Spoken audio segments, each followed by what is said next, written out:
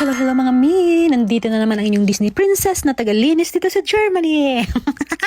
Ay, nako, panibagong araw, panibagong trabaho, panibagong pag-asa, panibagong pagod. Ay, ano ba yan? Nauutal-utal na naman tayo. Okay, take two. Umagang kay ganda, mga kababayan. Panibagong gising na naman para magtrabaho. Pero yung sabi nga nila, magtrabaho nang naaayon sa sahod mo. Ay, nako naman po.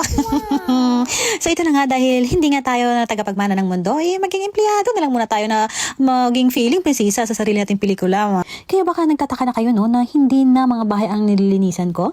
Kasi naman tinanggihan ko na muna yun kasi pagod na pagod ang katawang lupa ko pag nasa bahay ako naka-assign. At ito na nga, sasagutin na muna natin ang mga nagtatanong sa atin at nagme-message na bakit Germany, bakit hindi sa Pinas?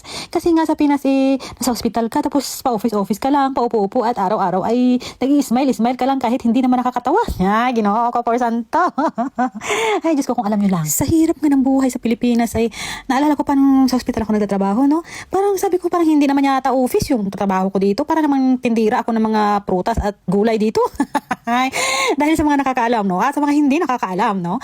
Ang trabaho ko sa hospital ay, oo, tama, paupo-upo. Pero Diyos mio, por santo, may mga bitbit ako minsang gulay, mga mais, prutas pala, yan, no? Mga prutas, mga abukado, mga mais, mga kung ano-ano yung season, mga lansunis, minsan may mga tuyo-tuyo, bulad-bulad pa. Ay, nako naman, hindi naman talaga basta-basta. Nakalimutan ko parang hindi yata ako office worker dito. O kayo, mag-office pa ba kayo dyan sa Pilipinas? Dahil sa hirap ng buhay, ang sahod ko'y negative pa minsan. Nako po, marami pang salary deduction. Huy, sa buhay natin dyan. O ngayon, may mga flood control na naman. Ang alam ko lang flood lang, walang control. Dito kasi walang flood. Minsan lang, pero kinokontrol. Yun yung pinagkaiba dyan. Pero hindi. Hindi kasi may opportunity naman. Bakit hindi natin i-grab, diba? Bakit tayo magpipirme sa isang lugar kung hindi naman tayo popular? Bakit popular? Dito kasi sa Germany, walang pake yung mga tao sa'yo kung ano yung trabaho mo, kung tagalinis, kuskus ng ano dyan, o basurera. Importante may trabaho. Ay, nako, walang pake yung mga tao dito sa inyo. Kanya-kanyang buhay ito. Hindi tulad sa Pilipinas na pag mababa yung ano mo ay wala ka ng friend wala ka ng pamilya. Ay, chika. At ito na nga, balik tayo dun sa tanong. Nako po, kung saan na tayo napunta. Maya-maya, mapa-Japan na tayo nito. Hindi kasi yung pagod mo dito sa ibang bansa is parang bayad na bayad ba? Worth it talaga kahit mapagod ka kasi wala namang trabaho talaga hindi nakakapagod, no?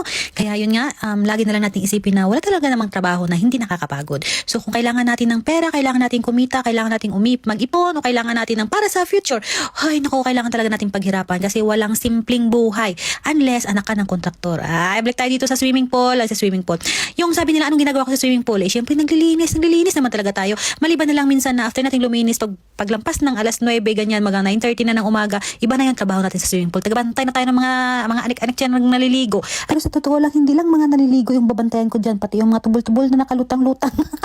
Hindi naman talaga natin may iwasang magtubol-tubol ang mga bata dyan. Ayan, mapapagod yung puwit natin sa kakabantay sa kanila. Yan lang.